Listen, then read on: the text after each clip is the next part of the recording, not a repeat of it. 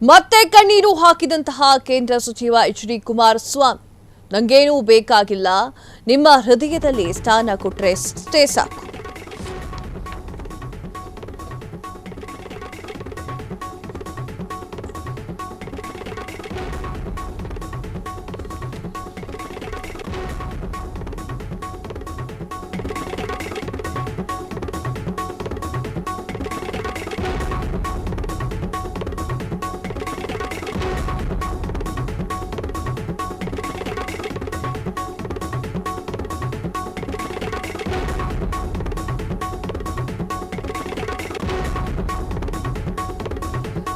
ಮತ್ತೆ ಕಣ್ಣೀರು ಹಾಕಿದ ಕೇಂದ್ರ ಸಚಿವ ಎಚ್.ಡಿ. ಕುಮಾರಸ್ವಾಮಿ, ನಂಗೇನೂ ಬೇಕಾಗಿಲ್ಲ, ನಿಮ್ಮ ಹೃದಯದಲ್ಲಿ ಸ್ಥಾನವನ್ನ ಕೊಟ್ರೆ ಅಷ್ಟೇ ಸಾಕು, ಅದೇ ಬೇಕಾಗಿರೋದು ನನಗೆ. ಭಗವಂತ ಎಲ್ಲರಿಗೂ ಕೂಡ ಒಳ್ಳೆಯದು ಮಾಡಲಿ. ನೀವು ಇಂತಹ ನಿರೀಕ್ಷೆಗಳನ್ನ ನಾನು ಹುಸಿ ಮಾಡೋದಿಲ್ಲ. ವೇದಿಕೆಯಲ್ಲಿ ಕೇಂದ್ರ ಸಚಿವ ಎಚ್.ಡಿ. ಕುಮಾರಸ್ವಾಮಿ ಅವರು ಮತ್ತೆ ಕಣ್ಣೀರನ್ನ ಹಾಕಿದ್ದಾರೆ. ಎಮೋಷನಲ್ ಅಂತಂದ್ರೆ, ಹೆಚ್ಚು ಎಮೋಷನಲ್ ವ್ಯಕ್ತಿ ಅಂತಂದ್ರೆ ಅದು ಎಚ್.ಡಿ. ಕುಮಾರಸ್ವಾಮಿ ಅವರು. ಇಡೀ ರಾಜಕೀಯ ಮಹಾನ್ ವ್ಯಕ್ತಿಗಳ ಸಾಲಿನಲ್ಲಿ ನೋಡೋದಾದ್ರೆ ಕುಮಾರಸ್ವಾಮಿ ಅವರು ತುಂಬಾನೇ ಭಾವುಕರಾಗುವಂತಹ ವ್ಯಕ್ತಿತ್ವವನ್ನು ಹೊಂದಿರುವಂತಹ ಮನುಷ್ಯ. ಮತ್ತೆ ಸ್ಟೇಜ್ ಮೇಲೆ ಎಚ್.ಡಿ. ಕುಮಾರಸ್ವಾಮಿ ಅವರು, ಕೇಂದ್ರ ಸಚಿವರಾಗಿರುವಂತಹ ಎಚ್.ಡಿ. ಕುಮಾರಸ್ವಾಮಿ ಅವರು ಕಣ್ಣೀರನ್ನ ಹಾಕಿದ್ದಾರೆ. ಏನಂತ ಕಣ್ಣೀರು ಹಾಕಿದ್ದಾರೆ ಅಂತ ನೋಡೋದಾದ್ರೆ, ನಂಗೇನೂ ಬೇಕಾಗಿಲ್ಲ, ನಿಮ್ಮ ಹೃದಯದಲ್ಲಿ ಸ್ಥಾನ ಬೇಕಾಗಿದೆ ಅಷ್ಟೇ ಅಂತ ಹೇಳಿದ್ದಾರೆ. ಭಗವಂತ ಎಲ್ರಿಗೂ ಕೂಡ ಒಳ್ಳೆಯದು ಮಾಡಲಿ. ನೀವು ಇಟ್ಟಿರುವಂತಹ ನಿರೀಕ್ಷೆಗಳು ನಾನು ಹುಸಿ ಮಾಡುವುದಿಲ್ಲ ಅಂತ ಹೇಳಿ ಸ್ಟೇಜ್ನಲ್ಲಿ ಎಚ್.ಡಿ. ಕುಮಾರಸ್ವಾಮಿ ಅವರು ಕಣ್ಣೀರನ್ನ ಹಾಕಿದ್ದಾರೆ, ಭಾವುಕರಾಗಿ ಮಾತನಾಡಿದ್ದಾರೆ. ಆ ನಿರೀಕ್ಷೆಗಳನ್ನ ಕಾರ್ಯರೂಪಕ್ಕೆ ತರತಕ್ಕಂಥದ್ರಲ್ಲಿ ಸ್ವಲ್ಪ ಸಮಯ ಕೊಡಬೇಕು. ನನಗೆ 24 ಗಂಟೆ ಏನೇ ಇವತ್ತು ದೆಹಲಿಯಲ್ಲಿ ಕಾರ್ಯಕ್ರಮಗಳಿಗೆ ಬ್ಯುಸಿ ಇದ್ರು, ನಾನು ಒಂದು ಕಣ್ಣು ಈ ಕಡೆನೇ ಇರೋದು, ಹೃದಯ ಇಲ್ಲೇ ಇರ್ತದೆ ಮಂಡ್ಯದಲ್ಲಿ.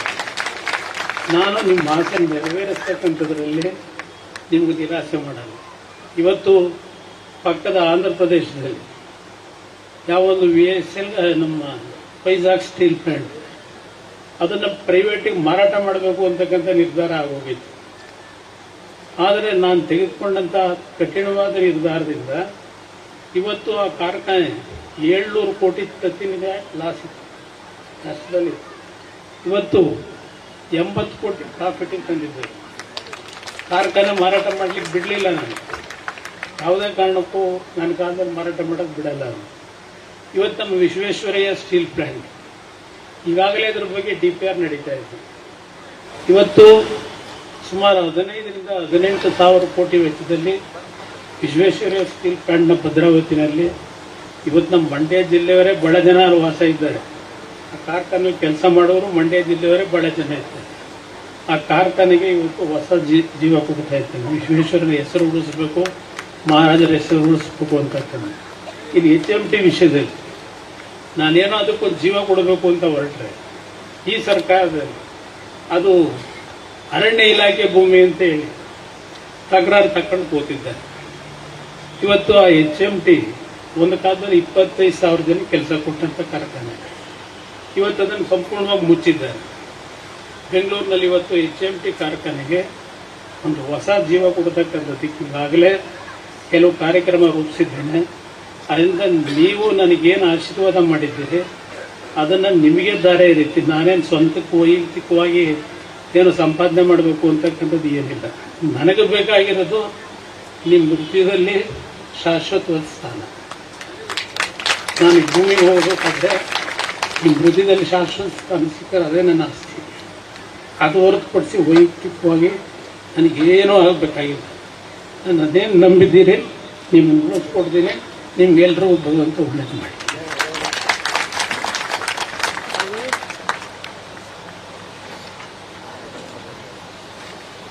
ಬಹಳ ಭಾವುಕವಾದಂತಹ ಕ್ಷಣ ಇದು. ಕ್ಷಣ ಕ್ಷಣದ ಸುದ್ದಿಗಳಿಗಾಗಿ ಫ್ರೀಡಂ ಟಿವಿ ಸಬ್ಸ್ಕ್ರೈಬ್ ಮಾಡಿ, ಲೈಕ್ ಮಾಡಿ ಹಾಗೂ ಫಾಲೋ ಮಾಡಿ. ಹೊಸ ಸುದ್ದಿಗಳ ನೋಟಿಫಿಕೇಶನ್ಗಾಗಿ ಬೆಲ್ ಐಕಾನ್ ಮೇಲೆ ಕ್ಲಿಕ್ ಮಾಡಿ.